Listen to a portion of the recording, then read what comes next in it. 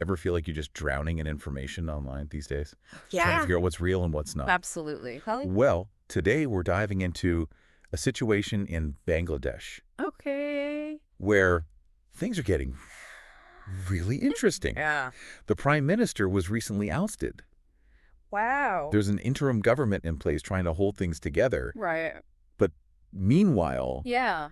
there's this whole narrative war Mm-hmm. playing out online. I see. So, Interesting. a fascinating case study It is. in how information can be used to influence events Mm-hmm. on the ground. Yeah. And we're going to be looking at some analysis from Blackbird.AI. Okay. Have you heard of them? I have. They're the narrative intelligence folks. Yes. They specialize in analyzing online information flows Uh-huh. to detect manipulation. Right. So Okay. they're kind of like the detectives of the digital world. Yeah, I read that. So what did they uncover in Bangladesh? Well, they found a cluster of accounts, Okay. many linked to India's ruling party, Mm-hmm. the BJP, Okay. and those pushing a pro-India ideology. Yeah. And they're all pushing this very specific narrative about the persecution of Hindus in Bangladesh. Interesting. Yeah. So are they saying that these accounts are spreading misinformation, or is it more nuanced than that? Well, it's a bit of both. Okay. So. There's no denying that Hindus have faced challenges in Bangladesh. Right. But what Blackbird.AI is highlighting Right. is the way this issue is being amplified and potentially distorted by these accounts. I see. They're using very specific tactics, Right. including misleading visuals and inflammatory language to paint a particular picture of the situation. So it's not necessarily about making things up, Right. but more about cherry-picking information Exactly. and presenting it in a way that fuels a certain narrative. Precisely. Right. They're highlighting certain incidents, often using out-of-context images and videos. Okay. And then framing it with language that evokes strong emotional responses, Okay. particularly fear and outrage. And what's even more interesting is the sheer scale and coordination of this activity. It is. Blackbird. AI's analysis suggests this isn't just a few random accounts Right. sharing their opinions, but a more organized effort to influence perceptions of Bangladesh on a global scale. Yeah. Wow. It's quite something. Okay, so let's get into the specifics. Sure. What kind of examples did they find of these misleading visuals Okay. and inflammatory language? One of the most striking examples was a photo of a house fire Okay. that was being circulated with claims that it was the home of Liton Das, Okay. a famous Hindu Bangladeshi cricketer. Oh, I think I saw that one going around. You did. It was pretty widely shared. It was very widely shared. Right. Yes, it was. But here's the thing. Yeah. It wasn't Liton Das's house at all. The image was actually of a fire at the home of a former Bangladeshi cricket captain Oh, wow. who is Muslim. Hold on. So they just took a random picture of a house fire and slapped a completely false story on it. That seems to be the case. Wow. And that's the danger of taking things at face value online, Right. especially when emotions are running high. It's easy to get caught up in the outrage without stopping to verify the information. Exactly. So what about the language? Okay. What kind of words or phrases Well, are they using? They're using a lot of emotionally charged language, often playing on fears of religious persecution. Okay. Phrases like barbaric Islamic mobs Wow. and radical Islam Okay. are being used to paint a very negative picture of the situation. They're also using very strong hashtags, Yeah. even going as far as hashtag Hindu genocide in Bangladesh, Wow. which is a very serious and inflammatory accusation to make. It sounds like they're trying to create a sense of urgency and fear. Maybe even trying to provoke some kind of international response. That's certainly a possibility. By presenting this image of widespread persecution of Hindus, they could be trying to garner sympathy and support for their own political agenda, I see. both within India and on the international stage. This is getting pretty intense. Yeah, it is. Before we get too deep into the why behind all of this, can we rewind a bit? Okay. I want to make sure I understand exactly how Blackbird AI figure all of this out. How does their software actually work? So their platform, Okay. which they call the Constellation Narrative Intelligence Platform, Okay. it's pretty impressive. Okay. It analyzes massive amounts of online data, Okay. looking for patterns and connections that might indicate coordinated manipulation. So it's not just about looking at individual posts or tweets, Right. but more about seeing the bigger picture? Exactly. Okay. They're looking for things Yeah. like a sudden surge in activity around a particular hashtag or a network of accounts, right, all sharing the same images or links. Okay. They can also analyze the language being used, Right. identifying common phrases or keywords that suggest a coordinated messaging campaign. So in this case, they noticed a bunch of accounts, many linked to India's ruling party, Right. suddenly pushing this narrative of Hindu persecution in Bangladesh, Exactly. using the same inflammatory language and often doctored visuals. That's right. And they found these accounts were often amplifying each other's content, Right. creating an echo chamber effect Yeah. that can make it seem like a particular narrative is more widespread or popular Right. than it actually is. It's like they're creating an artificial wave of outrage. Exactly. And that's what makes this so concerning when Yeah. people are bombarded with the same message from multiple sources. It can be difficult to discern. Yeah.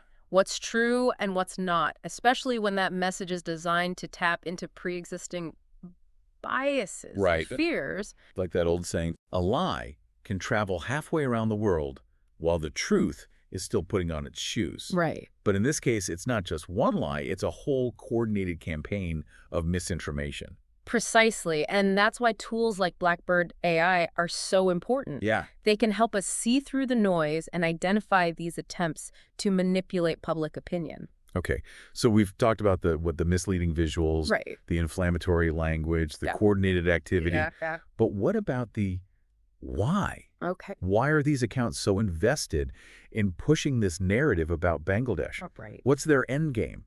That's the million-dollar question. Yeah. And it's where things get really interesting because it takes us into the realm of geopolitics and international relations. Okay.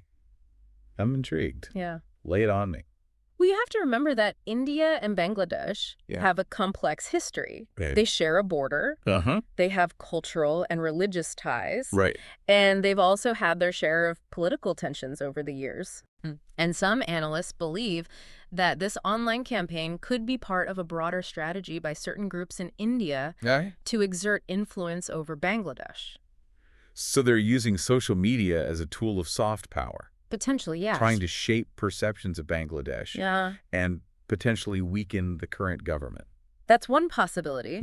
By highlighting the issue of Hindu persecution, they could be trying to portray Bangladesh as an unstable or even hostile nation, which could have implications for things like trade, diplomacy, and even security cooperation. Wow. So this goes way beyond just some random trolls on Twitter. It does. We're talking about potentially influencing international relations. Exactly. And that's why it's so important to be aware of these tactics and to be critical of the information we're consuming online. Yeah. We can't just take things at face value, especially when it comes to sensitive geopolitical issues. This is a lot to unpack. It is. Before we move on, can we dive a little deeper into the historical context here? Sure. You mentioned that India and Bangladesh have a complicated relationship. Yes. Can you give us a little more background? Sure. Bangladesh, formerly known as East Pakistan, gained its independence from Pakistan in 1971 after a bloody war. India played a crucial role in that war, supporting the Bangladeshi independence movement. So there's a history of close ties. There is. Between the two nations. Yes, but it's not that simple. Okay. While India was instrumental in Bangladesh's birth as a nation, there have also been periods of tension and mistrust. They've had disagreements over things like border disputes, water sharing, and the treatment of minorities. So it's a relationship with a lot of baggage. Exactly. And that's why it's so important to understand the historical context when analyzing the current situation. What we're seeing online isn't happening in a vacuum. It's part of a much larger and more complex story. That makes sense. It's like trying to solve a mystery without knowing all the clues. That's a great analogy. Yeah. And in this case, the clues are scattered across history. Yeah. Politics, religion, and social media. Wow. It's a fascinating puzzle, but also a potentially dangerous one. Okay, so we've talked about the what and the why, but let's bring it back to our listener. Okay. Why should they care about all of this? Right. What's the takeaway for them? Yeah. What can they do to avoid being manipulated by this kind of information warfare? That's the crucial question, isn't it? Because at the end of the day, this isn't just about Bangladesh or India. Right. It's about the way information is being used to shape our perceptions of the world, Yeah. to influence our opinions, Mm-hmm. and to drive our actions. So what can we do? How can we protect ourselves from falling victim to this kind of manipulation? The first step is awareness. Okay. We need to be aware that these tactics exist Right. and are being used all around us. Okay, so we've got to be more aware. What else? Then we need to be critical of everything we see online. Okay. Don't just blindly accept any image or video as proof of something. Right. Don't just share anything that seems inflammatory or too good to be true. I see.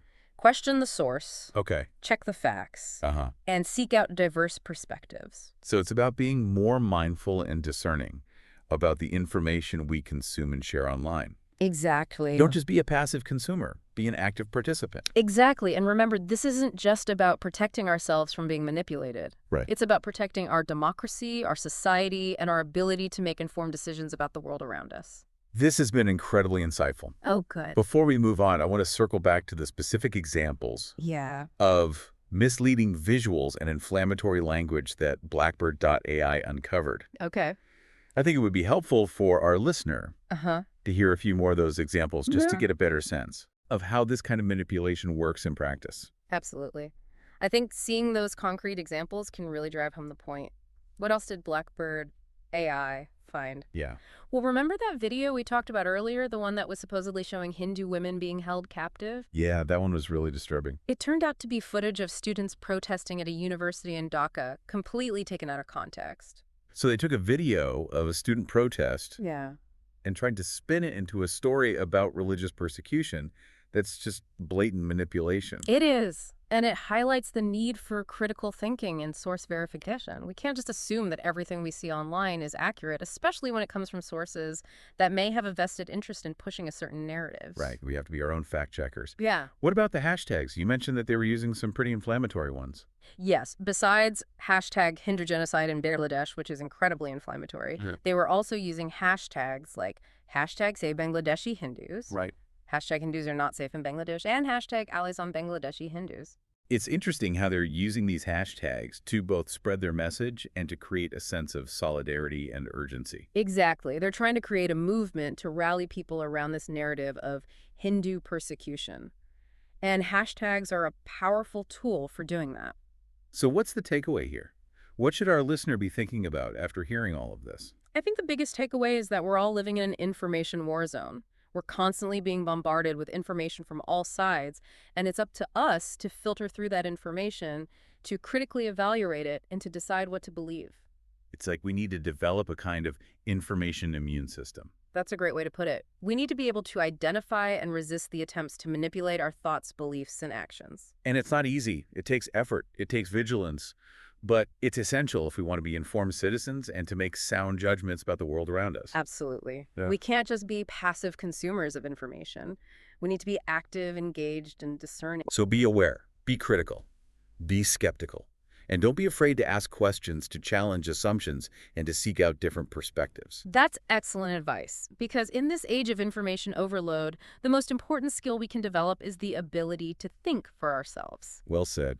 This deep dive into the situation in Bangladesh has been a real eye-opener. It's a stark reminder of how easily information can be weaponized and how important it is to be informed and discerning consumers of that information. It's a reminder that we all have a role to play in protecting ourselves and our communities from the dangers of misinformation and manipulation. So stay vigilant, stay curious, and keep questioning the narratives you encounter. Until next time, keep diving deep.